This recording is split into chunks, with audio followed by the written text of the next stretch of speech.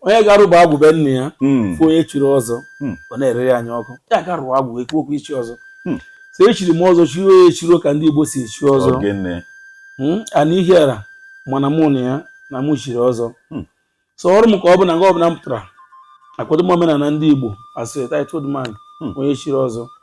so onye ọbụla na-ewe iwe na nna akwado asị onye echi ya biko ya gachi ya ndewo onye eze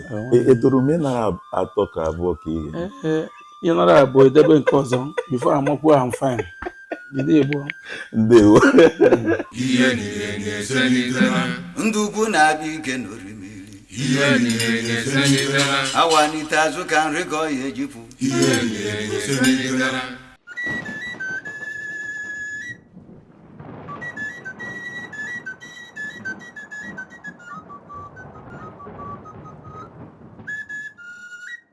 ọhaneze ndị ọma ndị na-ege ntị anyị ka nọkwa n'oge Ojemba nakwa Obiora anwela ma chefu na nka bụkwa nwanne unu nwoke Uche Chimereze nwatakịrị Chukwu gọziri n'ụzọ pụrụ iche wee nye ala Igbo nyekwa asụsụ Igbo ile anya n'aka nri m ịhụ agadaga nwoke onye pụrụ iche anyị ga-amata onye ọbụla ụbọchị nke taa nwoke ọma daalụ ndewo ọ ga-amasị ụwa niile ka ị kelee ha n'ụzọ pụrụ iche tupu anyị na-ebido ndị be anyị ekene m unu onye unu na n'onye ya n'ụbọchị nke taa bụ High Chief Ekene Odimegwu Ọbata Ifeadị 1 na n'ihiara niile udo dịrị unu Ọbata Ifeadị 1 nke ebe ọbụla ị batara n'ife na-adị ife ga-adị na ndụ Obiora ọ ka ọ dị mma ka a na-eme ndewo nwoke ọma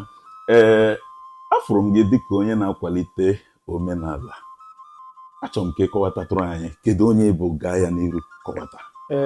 abụ nwa Odimegwu na Mprabaka Ihiara in Ihiara Local Government nke dị na Anambra steeti na mbido ịma ụwa mbụ a na-afụ ichi ọzọ asị ihe ndị agadi nwoke na-eme onwe ya nga anyị gwuru okwu ọzọ sị gị na ọ bụ mpa mana omenala bụ omenala bụ ihe agadi nwoke na-eme n'ọbụkwa ihe ndị yutu na-eme eziokwu dị ya so etolitere m mata uru ọzọ bara asị nka nga chi ọzọ bikos na ụnụ wọchị ya egwu abago ihe ndị yutu so asị ka dị abụ omenala ndị nna anyị na-eme ya nwebụ yutu soro ha na-eme ya eziokwu dị ya bikos a na-asị na nwa na-agụrụ akwụkwọ nna na-agụrụ akwụkwọ nwa anaghị kwadokwa nke gụrụ nke ya so abịa m fụ na omenala na-adị mma ịdị na-eme nga so ga chi ọzọ ka na-represent ya bụ omenala so na ya ka o si wee dị ntụ ọzọ na-aga ntụ kwesị si wee na-aga ekene gị ịma ndị a na-eji ihe echichi a ọ dị ka o nwere ihe ha na-arụlite n'obodo mere eji bikos ọ bụrụ ihe ị ga-apụta sị na ị chọrọ ichi ọzọ etibe gị ya bụ ọzọ o nwerere ihe ị na-emere obodo achọrọ m ịma nwee ihe ị melara n'obodo ejiri tie gị ọzọ ọzọ ndị be anyị bụ Ihiara ife ichi ọzọ anyị eme gị screaming mara ka itorukwara ya bụ ihe so ọ bụ na itoro ya bụ ihe pas ya screaming echie gị ọzọ nke a na-eme ihe nchọpụta mana eziokwu a na-echibe onye kwesịrị ichi ọzọ biko ha sị na-eme onye ara kọndọktọ efuwe onwe ya n'aka ga-emekwa ndewo onye eze nke a bụ itoruru n'igwe mana eziokwu ndewo nwoke ọma ụbọchị a m fụrụ gị mụ na gị kelee gị sị na ị nabatara anyị anyị nwawo Ojemba achọrọ m ka anyị mata ezinụlọ gị kọwatara anyị ọfụma achọrọ m ka ụwa niile mata onye bụ agara m na Mbaise obodo siri ike aga nụọ ezigbota nwaanyị tọnụ my life to whom I am today eziokwu lọlọ Ọbata Ifeadị Ugosimba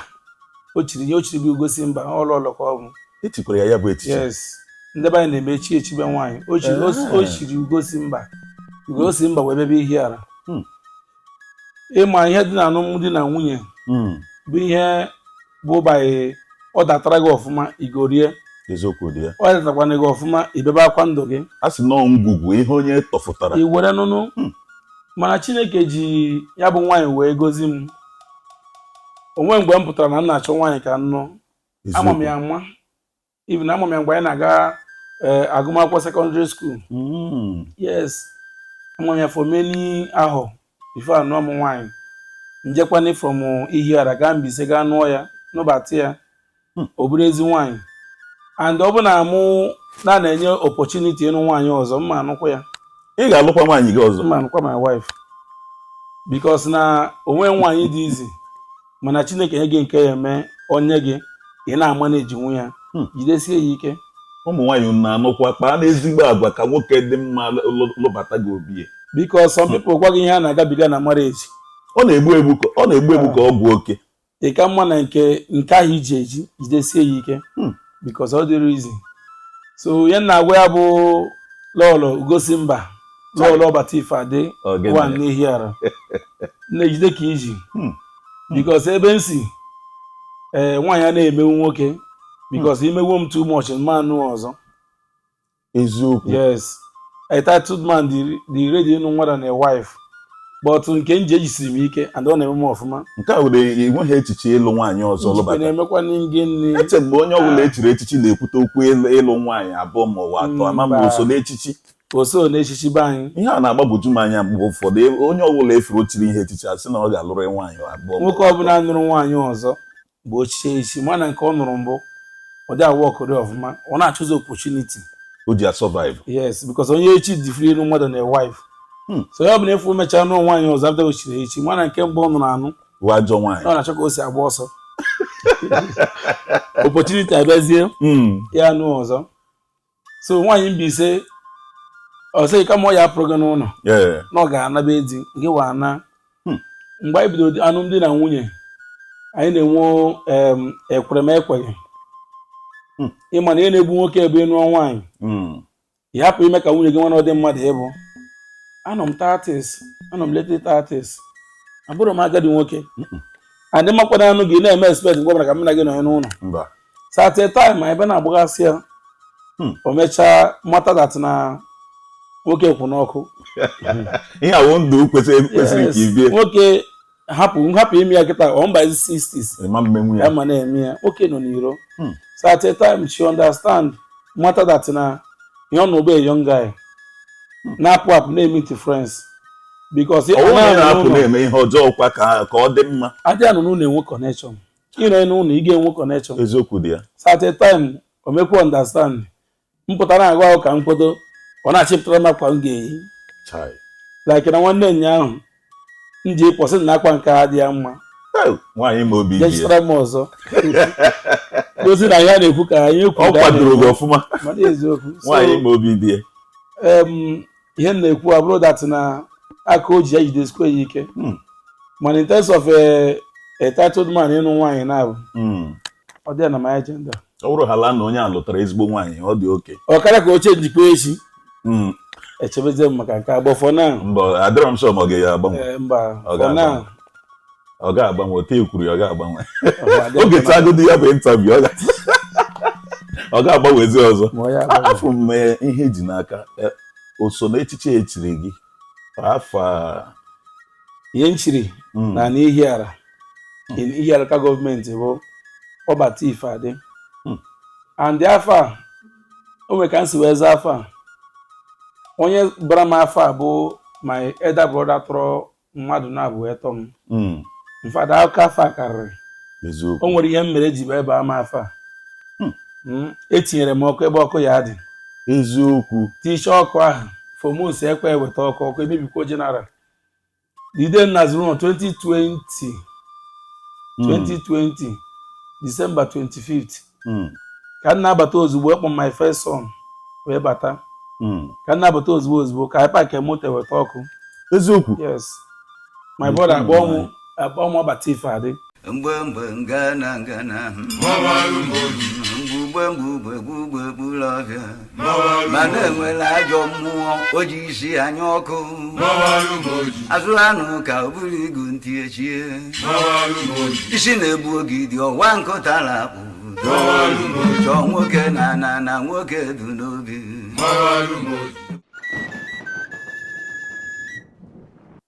And ebelieve kwem na ebe nnọgasị ọ na-eme mbata amana ihe afa na-esokwe mmadụ na n'eziokwu afa na-eso mmadụ ụmụ ole ka iji wee Chineke goziri m for now utu ụmụ na-atọ 2 boys and a girl and they believe na nka emezukwu ya nwara ka oyere ịtọ because my mother mụrụ 11. Yes, my mother mụrụ 11, 9 boys and the 2 girls. Yes, mụ atọrọ last born ka ịmarazi eziokwu and yi chiri ọzọ ọgbọ ọsọ m chiri ụmụnne m ofu nna m anyị dị 6 wee chie so mụ abụ the last person so wee chie ọzọ na wa last born echi ibe maka ọnụ be nwaanyị be nna m ị ga-anụ nwaanyị a ga-echibe gị ọzọ aga m erute Obinna gị ọ Disemba anyị niile agwadaba nna aga m erute Obinna gị because ndị be anyị ji ọzọ nwata a na-echi eme ya ekwesịrị ịdị na-eme ewee machi ọzọ nwata because ọ bụ na na-echibe ọzọ nwata ụmụ m ndị nwoke na-abụ mesochibe ha because I like tradition ma ya dị emezi ebe nna m ị ga-anụ nwaanyị ha ga-echibe gị ọzọ ka asị na ị ga-adị responsible fe echibe gị ọzọ so na ọka ọzọ be nna m si wee kwụrụ kịta na ndewo nwoke ọma ka anyị bata n'ihe okwu ezinụlọ o nwere otu ajụjụ m chọrọ ịjụ dịka nwaanyị nọ n'ezinụlọ na-alụbeghị di ọlụtaghị di n'oge nna ya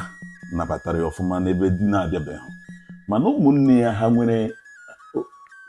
ihe ziri ezi na ụmụnne ya nwere ike ibupụrụ ya akpa ya n'iro ka ọ gaa chọọ di ka ọ pụọrọ ha n'obi nna ha ka omenala Igbo si wee dị ka m si wee mata iwu abụọ na nwaanyị ọbụla nụrụ be nna ya ga-anụ di yes o nwere nwa ada nụrụ be nna ya sefu nne ya na-akwadoro mụọ nwa n'ụlọ nna enye ya n'obi ọ na-eme eme n'ala Igbo ọ kwụsịbe ka m gwazie gị eziokwu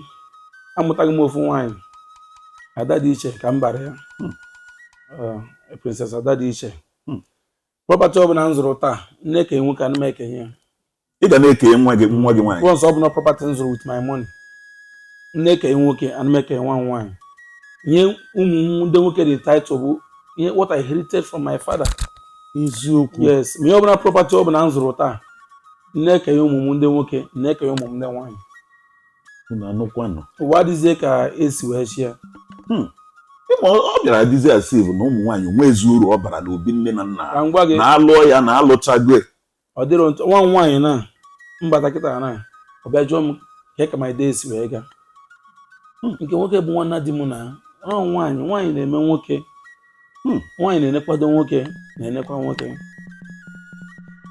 eme nkwagharị nwaanyị ọ bụ ka anyị si na mma m kwụ nwa ọzọ amaka m enweta nwaanyị again ka ha dị ịbụọ ka nwe ndị ga-ene m nka so nwaanyị bara uru ọ dị ka ị nwere oke amamihe nwaanyị bara uru ndewo onye eze edoro m ịnara atọ ka abụọ ka ihe ịnara abụọ edebe nke ọzọ before amakwuo am fine ndewo biko ụbọchị a afụrụ m gị ka ị kwadoro ọ dị ka ihe a na-akpọ iyi akwa na-amasị gị ke nnọọ onye na-akwara gị akwa afụrụ m na iwe onye na-akwalite akwa omenala ndị be anyị na-asị na ihe nwoke ruru oge ya ọ bụrụ ụsa ọ bụ na ịkwadobe ịkwalite omenala Igbo ịgakwana chi ọzọ onye ga-arụba agwụbe nne ya fụ onye chiri ọzọ ọ na-ere ya anya ọkụ ya ga-arụwa agwụ ekwu okwu ichi ọzọ so echiri m ọzọ chiri onye echiro ka ndị Igbo si echi ọzọ ana ihe ara mana mụ na ya na mụ chiri ọzọ so ọrụ m ka ọ bụ na nga ọbụla m pụtara akwado m omenala ndị Igbo as a titled man onye chiri ọzọ ọ bụ na ihe na-adị ọnọdụ possible ekwesịrị m na-aga ntụ ebie m tradition n'azụ m na-agagharị omenala agaghị na-atụ ọ gaghị na nna m bụ secretary to the Igwe Odumegwu ị na-anụ was the king of Ihiara. I'm a prince. You can verify. Onye ọbụla bụ onye Ihiara local government anụ maka Odumegwu family ịma na ọ bịara ebe ọ na-amụọ ya n'ụlọ so omenala dị adịbe nna m so nna m chichara chie m ichie ichiche ọzọ be nna m ichie yes so omenala dị adị ya mazi ebe ụmụnne sisi chiri ọzọ once ma na omenala dị be nna m already ka anyị bịazie na mpịachi ke nnọọ ihe na-arụ ka ihe nọ n'ime gbuo ya na nkenke ihe m na-arụ bụ m na-ere ihe ọbụla na-akpọ egwu na moto ka stereo ka amp and speaker eziokwu nke ikpeazụ akwụ eche ihe ọbụla bụ mmanya ma hot ma biya wholesale retail ntụ ọbụla si wee chi ya anyị dị available ihe ọbụla mere emeta ego bụ ọrụ eziokwu ọ ka ọ dị mma ka eji eme ya. nne ihe na-arụ karịrị ọ ya bụ na a ga-akwanyere fada mmanya na buut mana ọ ka ọ dị mma nwere. ndewo nwoke ọma dịka onye na-akwalite ya bụ omenala kemgbe okwu ndụmọdụ ị nwere nye ezinụlọ ndị na-anaghị akụziri ụmụaka ha esi asụ asụsụ Igbo n'oge ịma nga nwata na-etolite gaba ụlọ akwụkwọ ihe a na-asụ n'ụlọ akwụkwọ bekee ka a na-asụ dị asụ Igbo. eziokwu dị so anyị nwa abata ntụ a ịbata n'ụlọ a na-asụrụ gị Igbo ịpụkwa apụ a na-asụrụ gị bekee ọ dịrị izi bọte nna ya onye ọbụla bụ ka anyị na-agba mbọ ma mma mmadụ nye njikwuo na osi mmụọ ndị afet budat na ụmụ m kịta na dị ọkpara m dị 6 years ị na-asụrụ Igbo ọ na-eme understand ma ọ ji sụrụ gị reply o jiri oyibo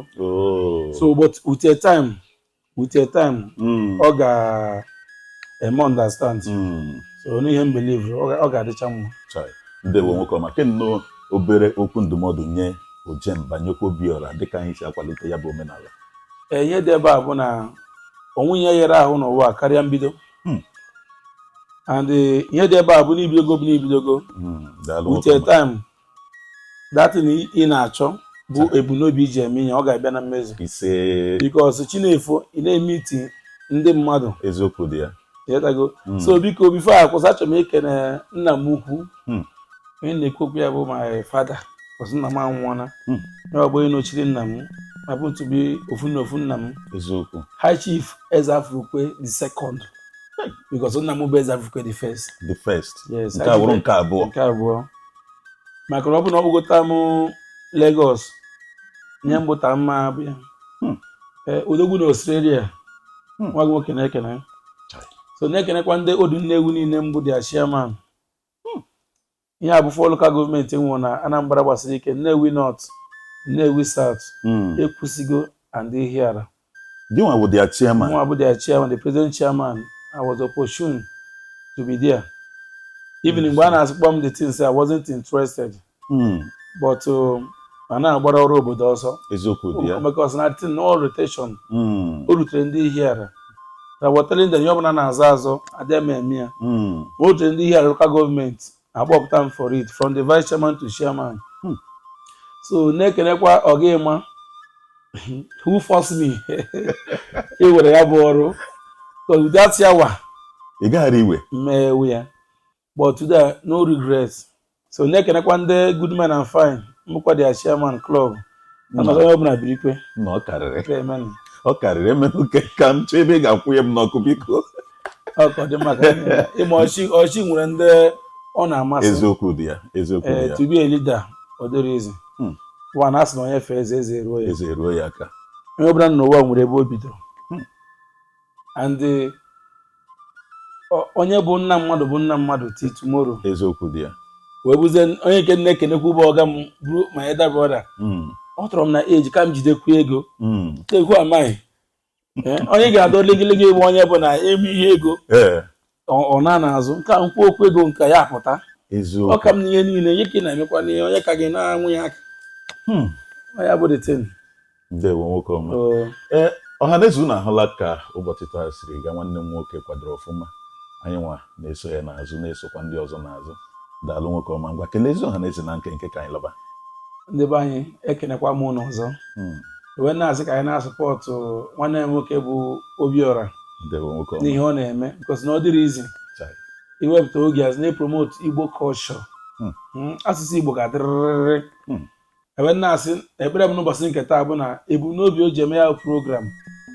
na-ekpe si dat na ọ ga-abịa na mmezu na-asịkwa dat na yawa ọpụtago m na ọpụtago awọchibago m ya enebego m ya n'ihe onyonyo